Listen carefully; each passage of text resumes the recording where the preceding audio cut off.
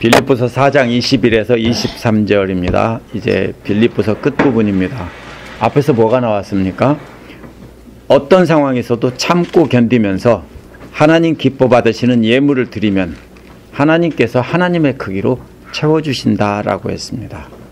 어떻게 해야 하나님 기뻐 받으시는 예물이 될지 이제 마지막 인사말을 통해서 강조하고 있습니다. 그게 뭡니까? 그리스도의 은혜 안에서 하나가 되자는 겁니다. 어떻게 하나가 됩니까?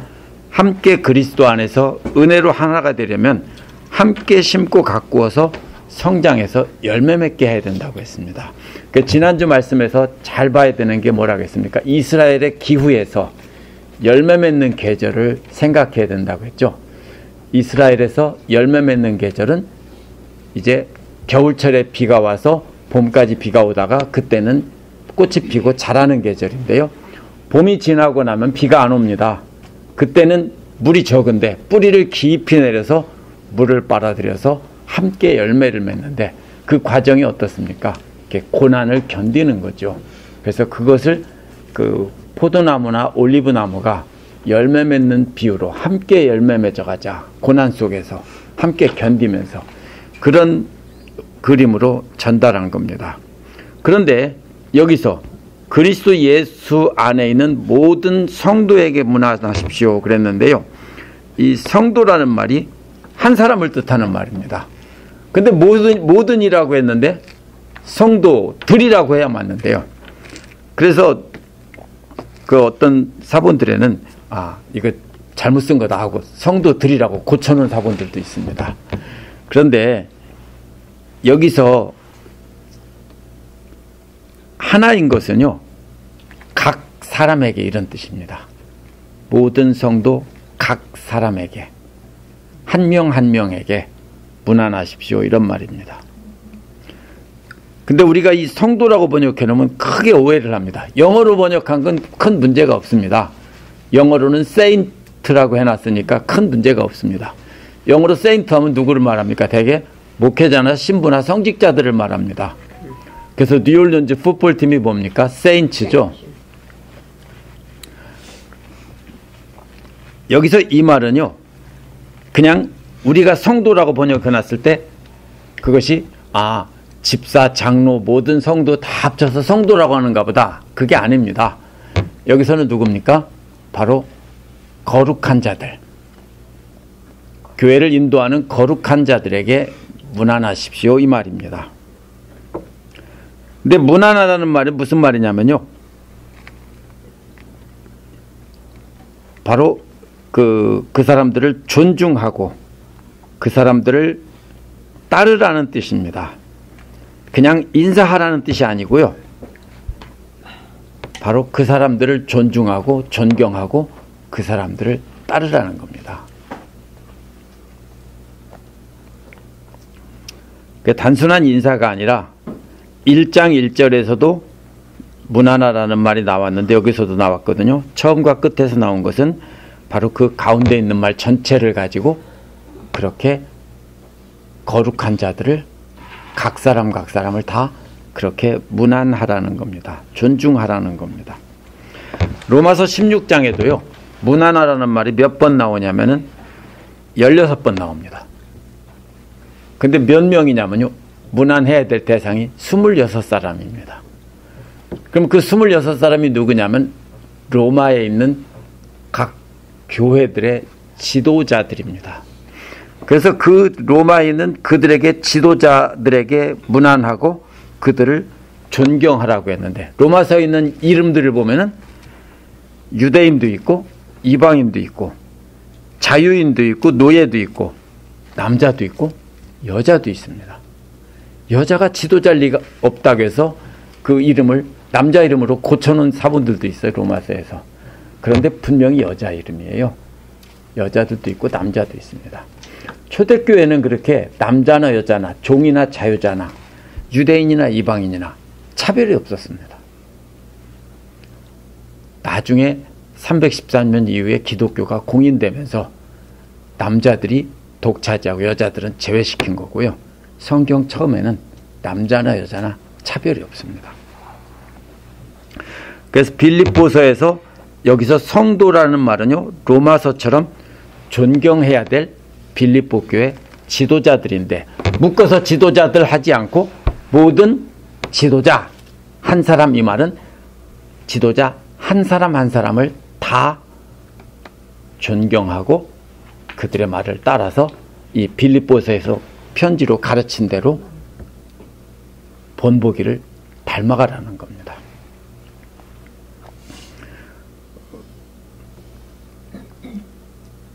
그래서 빌립보 교회 지도자 전체가 하나라는 뜻이 아니라 여러 명을, 각 사람을 다 따로따로 동일한 태도로 존중하라는 뜻입니다. 앞에서 누가 나왔습니까? 유오디아와 순두계의 갈등에서처럼 여자들이 주도하는 교회에서 더 이상 갈등을 불러일으키지 않기 위해서 그렇게 했을 것입니다. 그래서 바울의 편지에서는 그리스도와의 연합을 통해서 하나님의 특별한 사람이 된 경우를 여기서 성도라고 하고요. 그런 사람들에게 문안하라는 겁니다.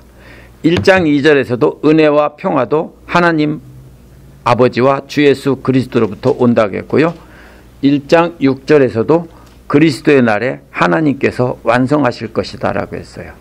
그러므로 그리스도 안에 있는 성도라는 말은요, 그리스도와 연합해서 하나님의 특별한 사람이 된 사람입니다. 원래는 아니었는데 그리스도와 연합해서 그 사람들이 특별한 지도자가 된 사람들, 그런 사람들을 존경하라는 겁니다. 1장 9절에서 11절에 보면 그리스도의 사랑이 가득 흘러 넘쳐야 하는 것이고요. 그 사랑을 완전히 알고 성령님의 도우신 가운데서 판단해서 삶 속에서 실천하는 것입니다. 그것이 그리스도 사랑 안에서 가득 채워지는 겁니다. 채워지면 그 다음에 어떻게 합니까? 넘쳐 흘러 보내야 된다고 그랬죠. 그래서 다른 사람에게 채워줘야 되는 겁니다. 한국의 옛날의 논은 보통 다락논이라고 하죠. 물론 김제나 이런 데는 평지지만은 다른 곳은 대개 산빛 아래에 있기 때문에 뚝이 높은 곳이 있고 그 아래 낮은 곳이 있고 이렇게 되어 있습니다. 그러면 산골짜기에서 흘러온 물이 맨 위에 논에 차면은 어떻게 합니까? 물꼬를 터서 밑으로 흘려 보내야 되는 거죠. 혼자만 다 갖겠다고 가둬놓으면 안 되죠. 뚝 터지겠죠. 계속 물은 내려오고. 그렇게 해서 흘려 보내야 되는 거고요. 그것이 바로 본보기고요. 바울과 디모데와 에바브로디도처럼 그렇게 흘려보내는 본보기를 보이는 사람들을 존경하라는 겁니다. 그래서 그런 사람들을, 각 사람을 존경하고 문안하라는 겁니다. 그래서 그런 본보기가 되는 사람 하나하나를 차별 없이 존경과 문안의 인사를 하면서 배우라는 뜻입니다.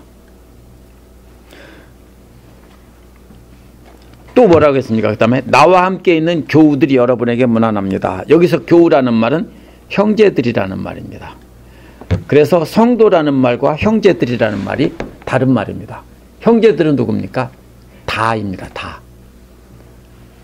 성도라는 말은 특별한 거룩한 지도자들입니다. 디모데와 함께 있는 사람들인데요. 그 다음에 22절에 또 뭐라 하겠습니까? 다시 모든 성도라겠죠. 헷갈리면 안 됩니다. 교우와 성도는 다른 말이라겠죠. 교우라는 말은 브라더라는 뜻인데요. 믿음의 형제들, 물론 시스터도 있는데 그냥 브라더라고 한 겁니다. 모든 성도들이 여러분에게 문안합니다. 누굽니까? 바울과 함께 있는 로마교회 성도들이 문안한다는 뜻입니다. 근데 누굽니까? 로마교회 지도자들입니다. 역시 함께 있지는 않지만 계속 만나서 교제하는 사람들입니다. 근데 그 중에 누가 있습니까? 황제의 집안에 속한 사람들이 여러분에게 문안한다고 했습니다. 황제의 집안이 누굴까요? 로마 황제의 고위 관료일 수도 있고 황제의 친척일 수도 있고 황제의 종들일 수도 있습니다. 그런데 로마 황제의 고위 관료들이나 황제의 친척들이 믿었다는 흔적이 없습니다. 그렇기 때문에 이것은 황제의 친척이라기보다는 황제의 집안 사람이라고 하면 종까지 다 말하는 겁니다. 고대 누구의 집안 하면은 오늘날은 집안 하면 같은 식구들을 말하지만은 고대에는 집안 하면 그 집안에 있는 형제, 자매, 부모, 종들까지 다 포함하는 겁니다. 그러면 아마 이런 사람일 가능성이 높습니다. 황제의 공문서를 전달하는 황제의 관리 중에서 빌립보와 로마를 오가던 사람이 있었을 것입니다. 황제의 집안에 속한 사람들이 여러분에게 문안한다는 것은 황제의 집안에 있는 사람이 빌립보 성도들을 안다는 뜻입니다. 그래서 황제의 심부름을 하는 관리가 빌립보에서 한동안 머물다가 로마로 돌아갔습니다. 그런데 이 사람이 어떻게 됐습니까? 빌립보 교회 성도들을 통해서 복음을 들었던 겁니다. 그랬다가 그 사람이 로마로 돌아갔는데 바울을 통해서 믿음이 성장한 것입니다. 그래서 본보기가 될 만큼 성장한 것입니다. 너희들에게 복음을 들었던, 너희들이 복음 전했던 그 황제의 집안 식구 아무개 있지 않냐? 그 사람이 너희들에게 문안한다. 무슨 뜻입니까? 그 사람이 이만큼 믿음이 성장해서 이제는 앞에서 누구라 하겠습니까? 22절 첫 부분에서 모든 성도가라고 했는데 그 황제의 집안 사람이 심부름하던 사람이 뭐가 됐다는 소리입니까? 특별히 황제의 집안 사람들이 여러분에게 문안한다는 것은 그 사람도 로마 교회 지도자가 되었다는 뜻입니다. 얼마나 감격스러운 일입니까? 빌립보에 있던 성도들이 전도했는데 빌립보 왔을 때 이 사람이 돌아가서 로마에서 로마 교회 존경받는 지도자가 되었다. 이 뜻입니다.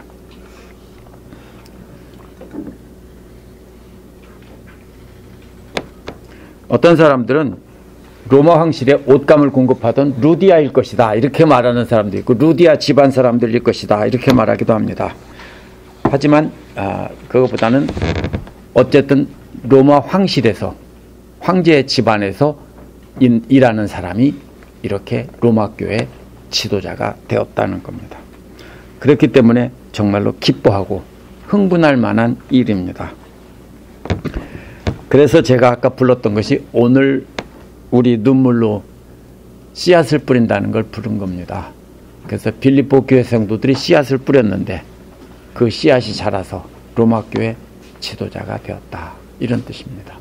그래서 감사하고 감격하자는 겁니다. 근데 오늘날 교회는요, 자기중심적입니다. 무슨 말입니까? 내 교회만입니다. 맞죠? 대부분이. 근데 고대 바울, 초대교회나 바울이 교회 이런 데서 보면 내 교회, 네 교회가 없습니다. 내 교회에서 돈을 걷어서 남의 교회 다 보내기도 하고요. 이렇게 서로 하면서 했습니다. 오늘날은 어떻게 합니까? 내 교회만. 옆 교회는 굶어 죽건 말건 내 교회만입니다. 그렇죠? 우리도 도네이션 하잖아. 하죠. 근데 많은 교회에서 오늘날 돈이 남으면 교회 헐고 멀쩡한 건물 헐고 새로 짓고 그래도 남으면 산을 사서 산에다가 기도원 지어놓고 이렇게 거기를 별장처럼 이렇게 성도들이 사용하고 집회하고 이렇게 하면서 자꾸 어떻게 합니까? 내 교회만 키우고 내 교회만 성장하고 내 건물을 키워서 수천 명 수만 명씩 모이죠. 근데 고대에는 그런 법이 없었습니다. 커지면 어떻게 하죠? 나누죠. 나누고 또 어려운 교회 있으면 다 보내고. 이게 바로 뭐죠? 눈물로 씨를 뿌리는 겁니다. 이 빌립보에서 말하는 것은 씨를 뿌리고 자라게 해서 어떻게 합니까? 본보기가 될 사람을 따라가게 해서 그들이 자라게 하자는 겁니다. 어린 싹들이 뭘 보고 자랍니까? 본보기를 보고 자라죠. 그래서 이 마지막 부분에서도 본보기가 되는 사람을 존경하고 로마 교회에 있는 본보기가 될 만한 지도자들이 너희들에게 문안한다. 뭐 하라고요? 너희들도 너희 교회에 있는 본보기들을 잘 따르라 라고 문안한다는 겁니다. 그런데 우리는 모두 교회가 주 안에서 한 몸이고 하나의 교회입니다. 그래서 그리스도는 모든 교회에 은혜를 값없이 내리는 샘과 같습니다. 그래서 뭐라 그랬어요? 23절에서 주 예수 그리스도의 은혜가 여러분의 심령과 함께 있기를 빕니다.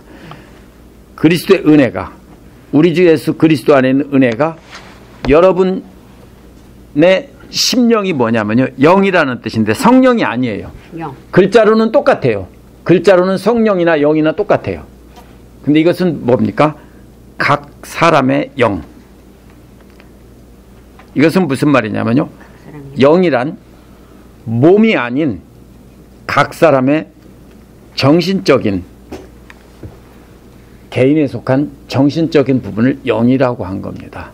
그래서 각 사람의 영 위에 그리스도의 은혜가 이렇게 흘러내리기를 바라는 겁니다.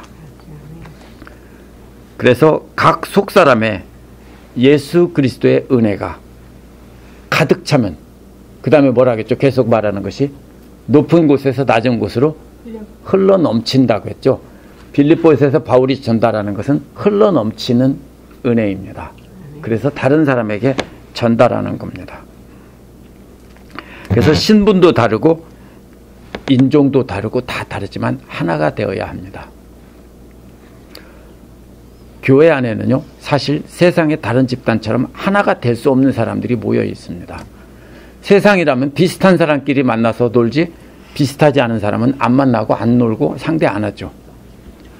근데 교회 안에는요, 예를 들면 서울 같은 곳에 가면은 장관도 있고 기업가도 있고 평범한 회사원도 있고 다 섞여 있습니다.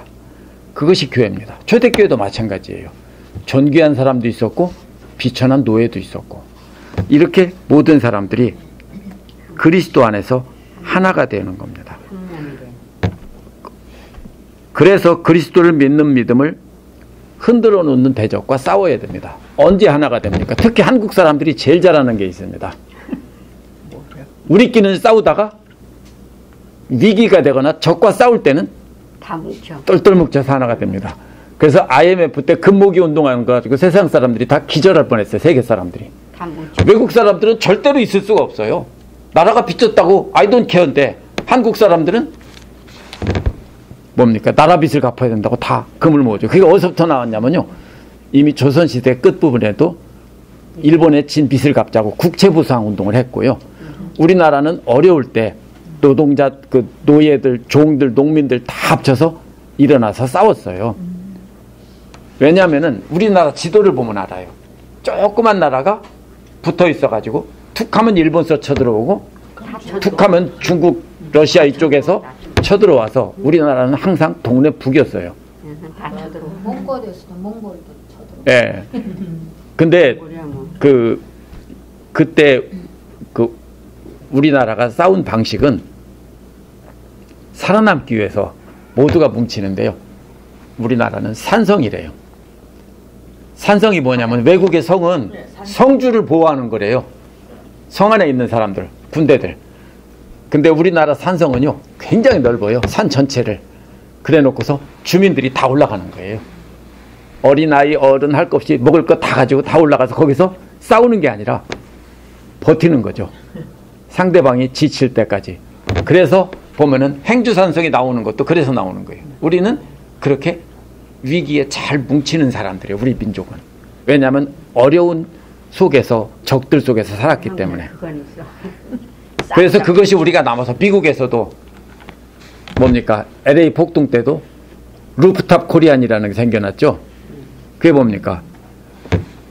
흑인들이 백인들 경찰당대로 그 폭동이 일어났다가 애꿎은 한인타운에 들어가서 약탈할 때 코리안들이 지붕에 올라가서 총을 가지고서는 했죠. 그게 딱 뭐냐면은 산성의 개념이고요, 똘똘 뭉쳐서 우리 것을 지킨다는 거죠. 근데 외국 사람들은 어떻게 합니까? 쳐들어오면은 자기 가게를 지키지 함께 공동체를 지키려고 하지 않아요. 그렇죠? 근데 우리는 어떻게 합니까? 그렇게 하죠. 그게 바로 한국 사람들의 속에 있는데요, 여기서 교회도 마찬가지입니다. 교회도 서로 다르지만, 세상적으로 볼 때는 뭉칠 수 없지만 그리스도 안에서 하나 되는데, 왜? 악한 마귀와 싸워야 되니까. 그래서 우리는 하나가 돼야 되는 겁니다. 그래서 우리가 똑같아져야 되는 게 아니에요. 수준 다른 분은 다른 거예요. 그거는 인정하고, 그렇죠?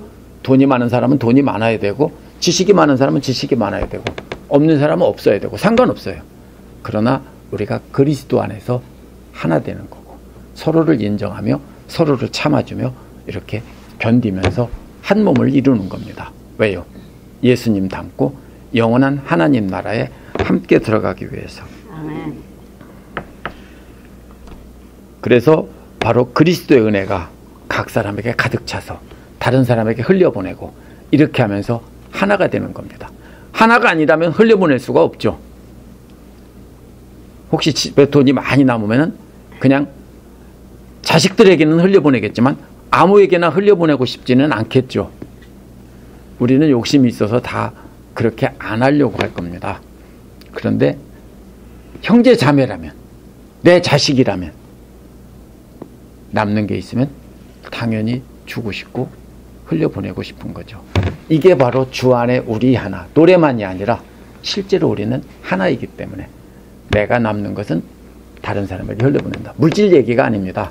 영적으로 내게 흘러넘치는 은혜를 다른 사람에게 나누어줘서, 그래서 모두에게 그리스도의 은혜가 비처럼 내려서 모두가 다 흘러넘치기를 바란다는 것이 이 마지막 구절의 의미입니다.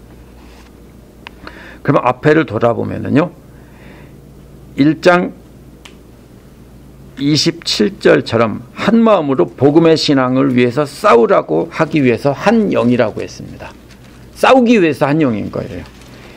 2장 2절에서도 같은 생각을 품고 한 마음 한 뜻이 되어서 기쁨이 넘치게 하라고 했습니다. 결국 하나가 돼서 악한 마귀와 싸워서 기쁨이 넘치게 하는 거고요. 2장 5절에서는 그게 누구의 마음이냐면 예수 그리스도의 마음이라고 했습니다. 2장 6절에서 11절에 보면요, 그리스도의 마음이 무엇인가 나와 있습니다. 그게 뭐냐면 겸손입니다. 겸손이 뭐라고 그랬죠? 높은 쌓은 댐 위에는 물이 고였는데 밑에 있으면서 위에서 내려주기를 바라는 태도가 겸손이라고 그랬죠. 그게 겸손이라고 했습니다. 그게 그리스도의 겸손입니다. 우리가 낮아져서 이렇게 하나님의 은혜를 바라는 것이 겸손이고요. 교만한 건 뭡니까? 하나님보다 높아져서 내가 다 할 수 있다 하면 교만입니다. 그래서 그 겸손을 가지고 12절에 뭐라고 했습니까? 그리스도의 겸손을 품고 그리스도의 구원을 이루어가라고 했고요.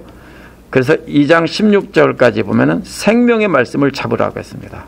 어떻게 해요? 겸손으로 구원을 이루는 방법이 생명의 말씀을 붙잡는 겁니다. 그래서 바울이 뭐라고 했습니까? 있을 때나 없을 때나 두렵고 떨리는 마음으로 생명의 말씀을 붙잡으라고 했습니다. 두렵고 떨리는 마음이 뭐예요?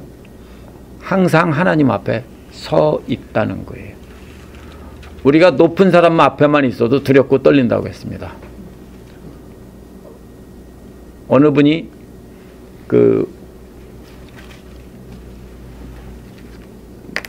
제가 함께 교회 다니던 분이요, 카이스트 교수인데요. 그분이 이제 서울대고 미국에서 알라바마에서 박사를 하신 분인데, 그분이 삼성에 다닐 때, 연구원으로 있을 때 삼성 회장이 상을 줬대요. 근데 그 상을 받는데 연습을 얼마큼 했냐면 1시간을 했대요. 상 받는 연습만 1시간을 시켰대요. 그게 있을 수 있는지 없는지 모르겠는데 그분이 그랬어요. 상 받는 연습만 1시간 시켰대요. 그분도 굉장한 부분인데 학식으로나 모든 면에서 떨려. 예. 뭡니까? 이게 세상에서도 대단한 분이 앞에 있으면 뭡니까? 두렵고 떨리는 마음으로 서는 겁니다. 그런데 우리가 하나님 앞에 있다고 사는 사람이, 우리는 두렵고 떨리는 마음이 없게 살 때가 많습니다. 사람이 있을 때만 잘하고 없을 때는 안 하면은요, 우리는 하나님이 없는 거예요, 사실상. 그렇죠? 말로는 믿는다고 하는데 사실은 안 믿는 거죠. 근데 무서워요. 네. 무섭다고. 네. 그러면은 하나님이 존재를 인정하는 건데요. 안 무섭다고 생각하는 사람은 하나님의 존재를 인정하지 않는 겁니다. 어느 때 무슨 말 잘못했을 때 그때는 무서워. 하나님이시고 예. 인간의 높은 지혜는 눈에 보이니까 자기 모든 게 보여지잖아요. 그러니까 예. 두려워하고 예. 안 보인 하나님은 안 보니까. 그런데 사람은 두려워하면서 하나님은 두려워하지 않고 볼 때만 잘하고 안 볼 때는 아무렇게나 한다면 그것은 하나님 존재를 우리가 인정하지 않는 겁니다. 그래서 바울이 말하는 건 그겁니다. 볼 때나 안 볼 때나, 예. 바울이 있을 때나 없을 때나, 볼 때나 안 볼 때나 항상 하나님 앞에 서 있다는 걸 깨닫고 두렵고 떨리는 마음으로 생명의 말씀을 붙잡고 구원을 이루어 가라라고 한 겁니다. 그게 바로 이 그리스도의 은혜로 이렇게 모두가 하나가 돼서 이렇게 넘치는 은혜가 있기를 바라는 인사입니다. 따라서 빌립보 교회가 그리스도의 은혜 안에서 하나가 되라는 것은 단순하게 화목하게 지내라는 뜻이 아니에요. 이걸 오해하고 교회가 화목하기 위해서 같이 놀러 잘 다니고 같이 뭐 많이 하고 이렇게 해서 친해지면, 그래서 교회는 크면 안 된다, 이렇게 말씀하시는 분이 있어요. 교제가 없으니까 교회가 크면 안 된다. 그게 아니고요. 이 화목은 여기서 단순한 화목이 아니라 그리스도의 겸손으로 모두가 그리스도를 닮아가라는 뜻입니다. 그래서 한 형제 자매가 되라는 뜻입니다. 그런데 문제가 있습니다. 지금 김현선 집사님 말씀하신 대로 하나님이나 예수 그리스도는 눈에 안 보이니까 지금 그 앞에서 두렵고 떨리는 마음으로 서기가 쉽지 않습니다. 그래서 뭡니까? 눈에 보이는 목표를 주었습니다. 그게 바로 뭐냐면 교회 안에서, 우리 안에서 예수 그리스도를 이미 담고 있는 사람이 있으면 그 사람들을 그리스도의 모델로 삼고 따라가라는 겁니다. 그게 빌립보에서 바울이 말하는 초점입니다. 왜냐하면 그리스도를 목표로 달리기에는 거리가 너무 멀고 어디로 가야 되는지를 모르는데 눈에 보이는 형제자매 중에서 본보기가 되는 사람이 있다면 그 사람들은 보고 따라갈 수 있습니다. 그 모델이 누구예요? 바울이고요, 에바브로디도고 또 디모데입니다. 근데 바울은 자기 자신도 닮아가라고 했지만 에바브로디도와 디모데 같은 이를 영접하고 존경하라고 했고, 맨 끝에서는 바로 빌립보 교회, 너희 교회에 있는 거룩한 지도자들을 영접하고 닮아가라고 한 것입니다. 그래서 로마 교회에 있는 지도자들도 너희들에게 인사하면서 이렇게 잘하라고 격려하는데, 그 중에는 너희가 전도한 황제의 집안 사람도 지도자가 되어 있다, 이렇게 말한 겁니다. 그래서 자신들과 함께 있던 사람이 그렇게 예수님을 닮아서 예수님의 본보기가 되어 있었다니까 빌립보 성도들도 정말로 기뻤을 것이고, 아, 나도 저렇게 돼야 되겠다라고 했을 것입니다. 그래서 오늘 말씀에 나와 있는 빌립보 교회 거룩한 자들을 영접하고 존경하라는 것이고, 그것을 목표로 삼아 달리라는 겁니다. 그래서 교회로 모이는 것은요, 말씀 듣기 위해서 모이는 게 아니에요. 그럼 저보다 말씀 잘 전하는 분들이 인터넷에 보면 널리고 널려 있어요. 맞죠? 말씀을 듣기 위해서 모이는 게 아니에요. 우리는 함께 배워가면서 우리 안에 누가 생기길 바라는 거냐면 예수 그리스도를 닮은 모델이 생기는 거고, 그 모델이 생기면 그걸 보고 자연스럽게 우리는 보면서 도전을 받고 배워나가는 겁니다. 그런데 반대로 배우려고 생각 안 하면 어떻게 합니까? 지가 뭔데 하고서는 어떻게 합니까? 시기하고 질투하고 눌러놓으려고 하죠. 그러면 뭐가 생깁니까? 분쟁이 생기는 겁니다. 그래서 시기와 다툼, 분쟁으로 하지 말고 겸손으로 하라고 하는 것이 그겁니다.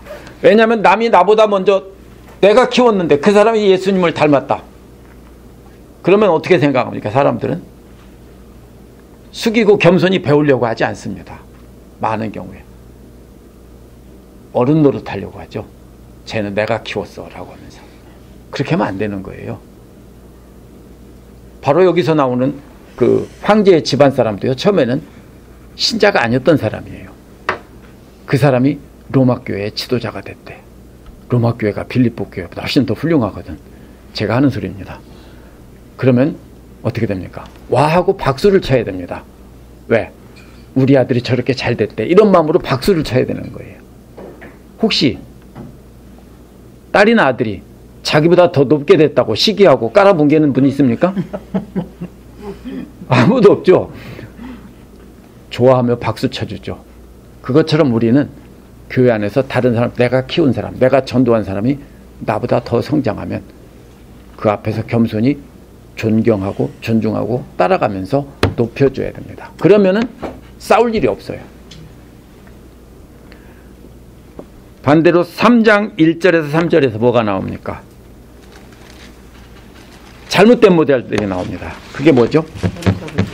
겉으로 거룩한 척하며 거룩한 척 떠들던 자들은 조심하라겠죠. 뭐라 하겠죠? 그 사람들 보고 개라고 했습니다. 개. 그죠? 바울도 참 보면 욕을 잘했어요. 그죠? 네. 개들을 조심하라 라고 했습니다. 그리고 뭡니까? 그 익은 곡식 같은 성도들을 훔쳐가는 자, 도둑들, 거짓 경건을 자랑하던 자들, 이런 게 다 뭐라고요? 바울도 옛날에 그랬는데 지금은 뭐처럼 여긴다고요? 토해놓은 음식 쓰레기처럼 여긴다는 겁니다. 제일 더러운 게, 똥보다 더 더러운 게 토해놓은 음식 쓰레기 같아요. 안 그렇습니까? 맞아요. 똥은 그래도 모양이라도 이쁘죠. 맞죠? 근데 똥 나름이죠. 똥 나름이에요. 설사는 또 안 예쁘죠.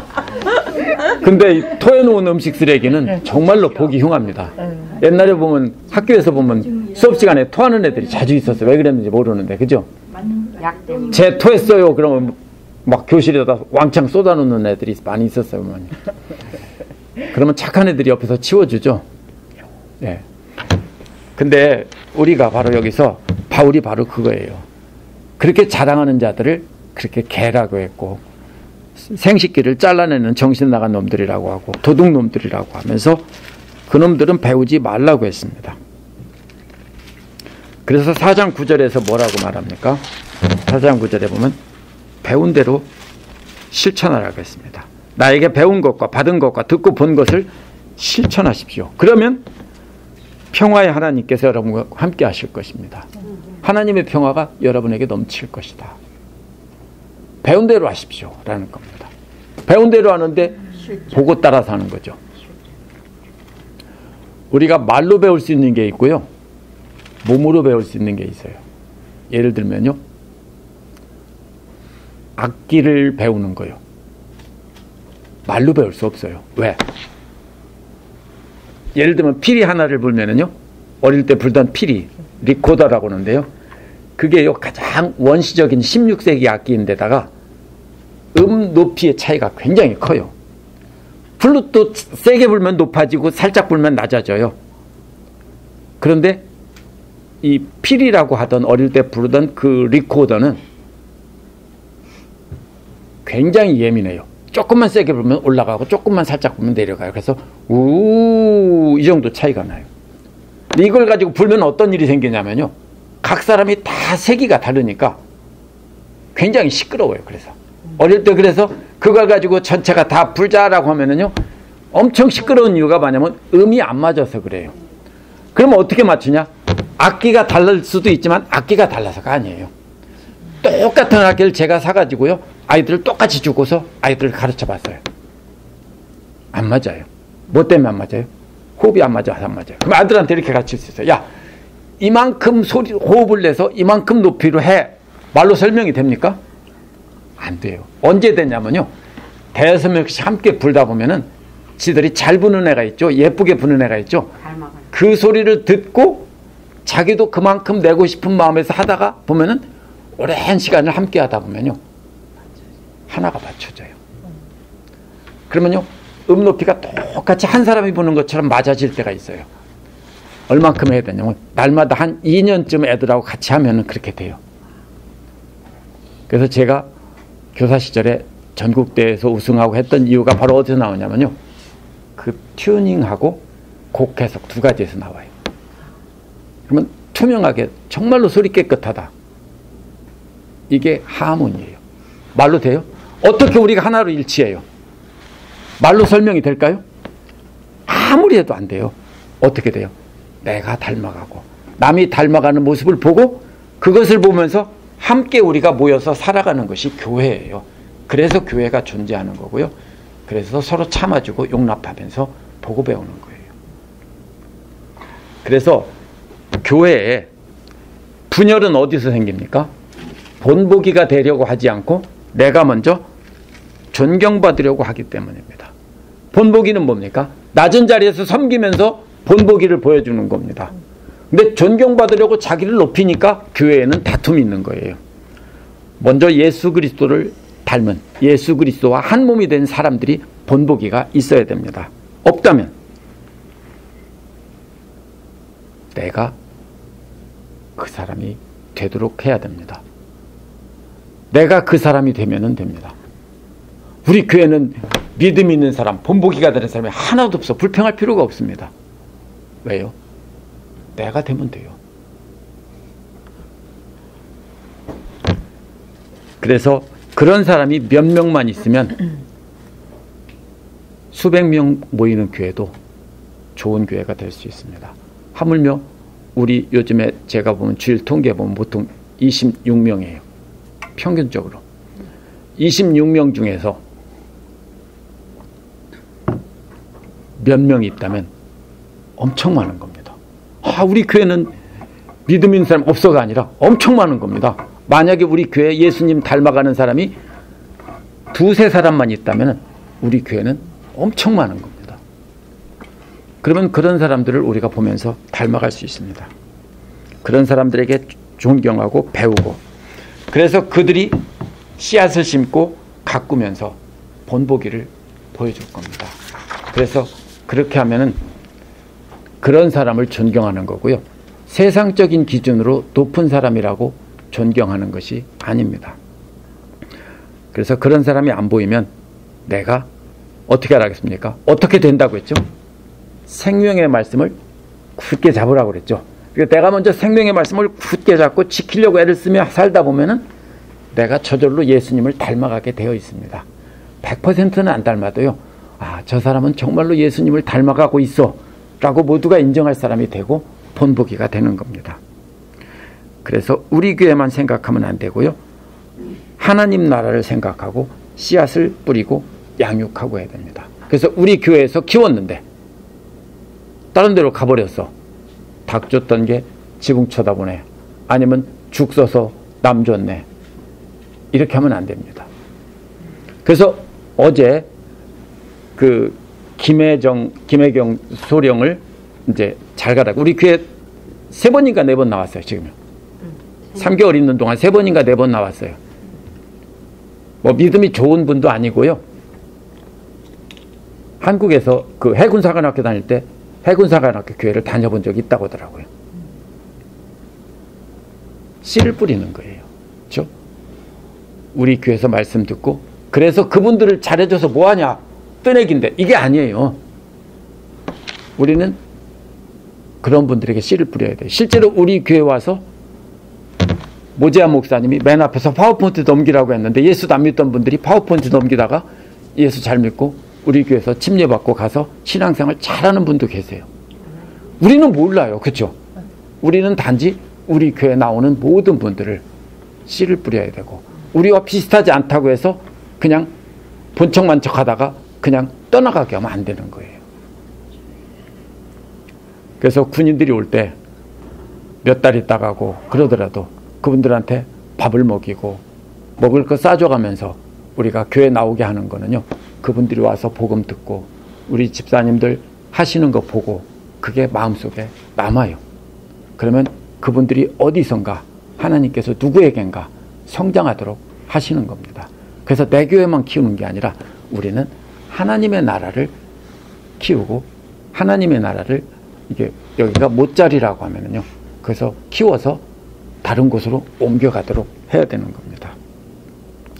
그래서 우리는 그리스도 안에서 은혜 안에서 하나가 되고 하나 되는 이유는 악한 대적과 싸우면서 우리가 성장해야 하는 것이고요. 교회는 훈련소와 같은데요. 기본 훈련하는 훈련소가 아니라 나중에 한참 된 사람들도 지도자 훈련을 받는 그런 곳이 교회여야 합니다. 그래서 빌립보서의 그 핵심은 바로 그것입니다.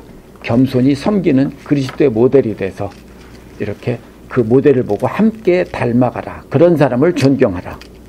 그리고 가짜 사기꾼같이 자기를 높이는 사람들은 따라가지 말라. 이것입니다. 기도하겠습니다.